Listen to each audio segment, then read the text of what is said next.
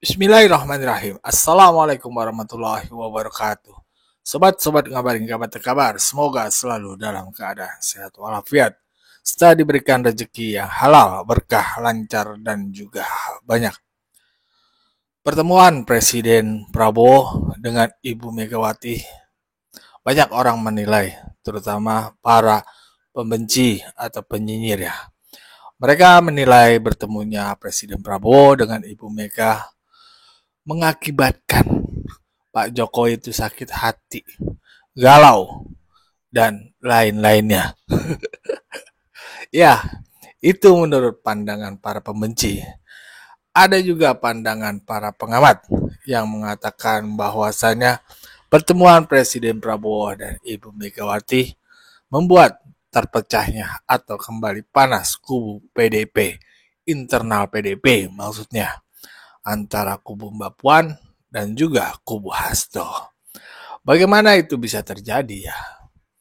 Apakah ada internal yang tak ingin Ibu Megawati bertemu Presiden Prabowo, atau juga ada pihak-pihak lain yang tak menginginkannya? Padahal kalau kita lihat ya, bangsa ini butuh kesatuan dan persatuan. Bukan hanya rakyatnya, tapi juga tokoh-tokoh politiknya, tokoh-tokoh yang bisa menginspirasi, membuat kita semangat, optimis menghadapi tekanan global yang sangat luar biasa ini, terutama di bidang ekonomi. Tapi ini ada pandangan menarik ya dari relawan Bung Silvestre. Bagaimana beliau melihatnya? Kita simak saja videonya bersama. Let's go. Kembali lagi, kita senang gitu loh Pak Prabowo kemarin ketemu Ibu Mega. Jadi ini suatu momentum yang baik buat bangsa kita. Terlepas juga ya teman-teman yang masih sakit hati, masih ngomong nggak karu-karuan itu, ngaco-ngaco itu, biar saja Mas, nanti masyarakat yang menilai gitu loh.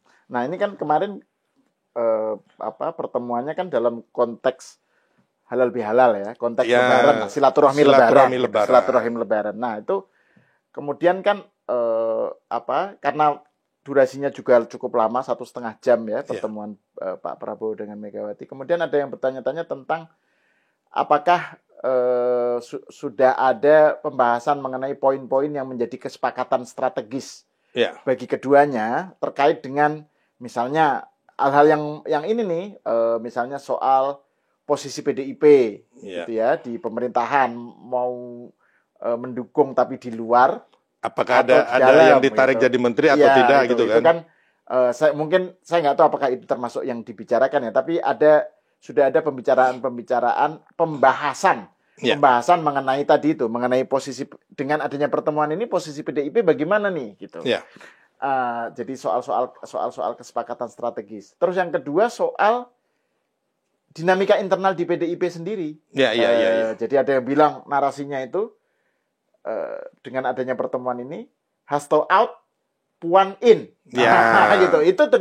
Itu narasi itu muncul karena sebelum pertemuan kan memang Mbak Puan yang cukup aktif dan Mas Didit ya. Didit yang aktif ketemu Bu Mega dulu, terus Mbak Puan juga hadir ke ulang tahunnya Didit ya, bersama anak-anak presiden yang lain. Jadi ada faktor Mbak Puan yang semacam memberi jalan atau membuka jalan untuk pertemuan ini. Jembatan antara Mas Didit dan Mbak Puan.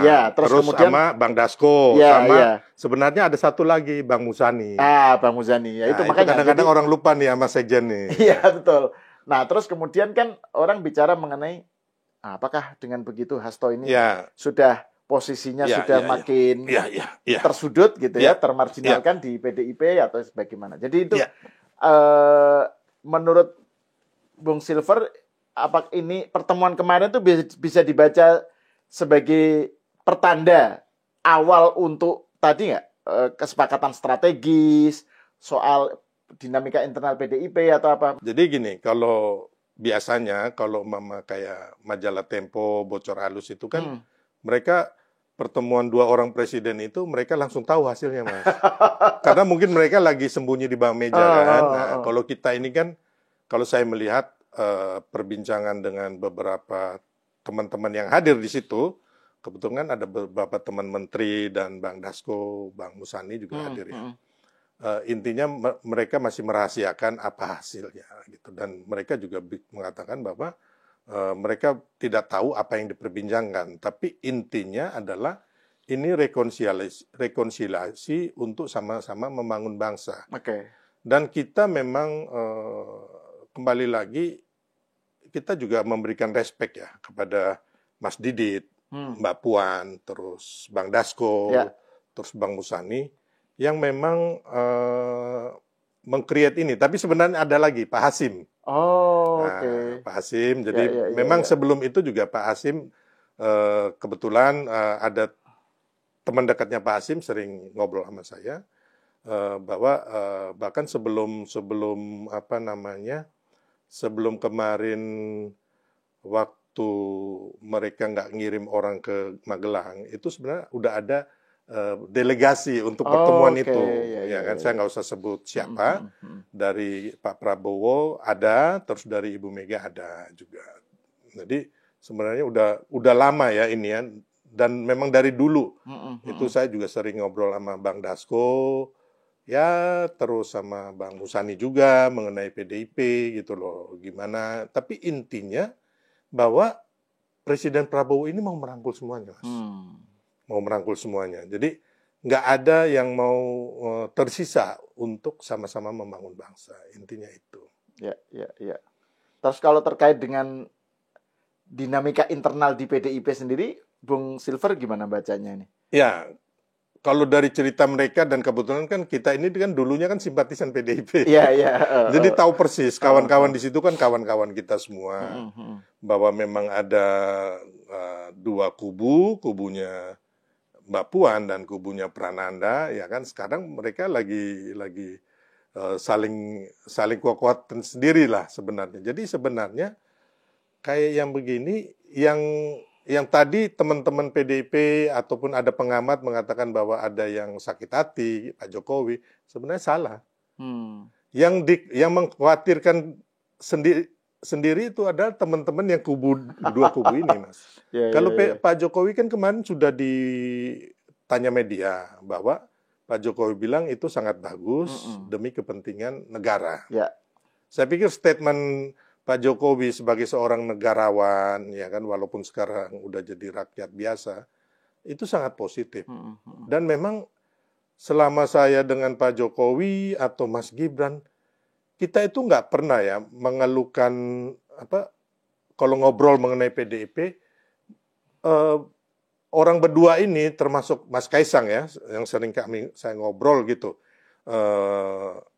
direct langsung gitu. Mereka nggak ada pernah katakannya komplain atau mengomel, hanya kepasrahan. Makanya orang-orang Pak Jokowi dan anak-anaknya ini sering pasrah, biarkan aja Tuhan yang bekerja.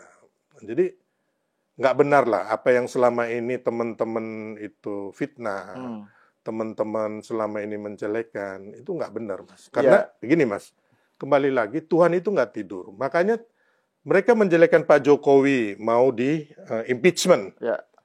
Berhasil nggak, Mas? Dari zaman dulu. Terus Pak Jokowi mau digeret, masuk ke penjara. Yang ada yang ngomong kayak gitu, Hasto masuk penjara. Yang kedua Amin Rais. Ya kan, ditendang dari PAN, ditendang dari Partai Umat, sekarang jadi gelandangan politik. Ini real, Mas. Kita nggak usah ngomong, oh saya memfitnah ini, tidak. Ini kenyataan yang terjadi. Nah, dan kita lihat sekarang Pak Jokowi, ya kan, beliau sudah tenang, ya kan, masyarakat berbondong-bondong datang tanpa disetting, bahkan Pak Mahathir Muhammad datang, Pak LBP datang, Pak Hasim, Pak Prabowo sendiri datang ketemu Pak Jokowi. Pak Hasim adik Joyo Hadikusumo. Jadi kembali lagi, apa yang mereka fitnah, apa yang mereka rendahkan ke Pak Jokowi dan Mas Gibran, termasuk Pak Prabowo, ya kan? Karena kembali lagi kenalah di mereka gitu loh, Mas. Ya. Dan itu sebenarnya kan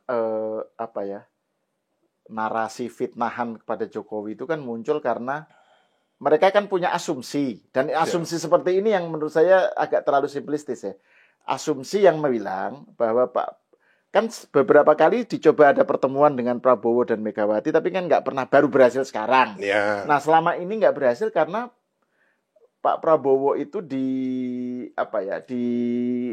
betul-betul karena dekat dengan Jokowi. Dikonotasikan gitu. begitu. Iya, dikonotasikan begitu. Sehingga kalau selama Pak Jokowi dengan Prabowo, maka nggak bakal ketemu Bu Mega.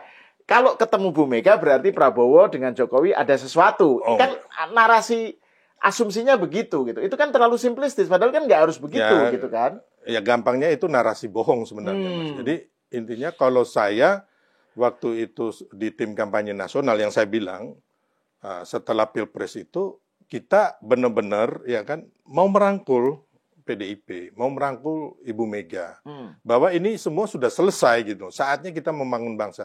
Dan upaya-upaya itu sudah dilakukan beberapa kali, ya kan. Tapi kan kembali lagi, ya kita harus mengetahui juga karakter dari Ibu Mega, Mas.